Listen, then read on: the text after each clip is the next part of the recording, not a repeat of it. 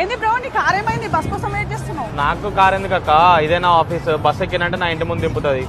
Weekends ఏమైనా అవసరం ఉంటే నా ఫ్రెండ్ వాళ్ళ కార్లో తీసుకుంటారు. ఐటీ జాబ్ చేసుకుంటా ఇట్లా చేస్తే పిసినారోడు అనుకోరండి. వాడేవాడు ఒప్పిస్తున్నారు అనుకుంటే నాకేం అవసరం అక్క. ఇప్పుడు గదే కార్కి పెట్టే 20,000 డౌన్ పేమెంట్, నెలకు దానికి $1000 ఈఎంఐ అవుతుంది, $500 ఇన్సూరెన్స్ అవుతుంది, 300 ఫ్యూయల్ అవుతుంది. అన్ని పైసలు నేను అక్కడ ఇండియాలో ఫ్లాట్ లో పెట్టినాక 2 సంవత్సరాల తర్వాత అక్కడ ఫ్లాట్ అమ్మితే బాబు లాంటి కారు కొంటాను నేను ఇక్కడ. అదలా వానికి తెలియదు కదా అక్క.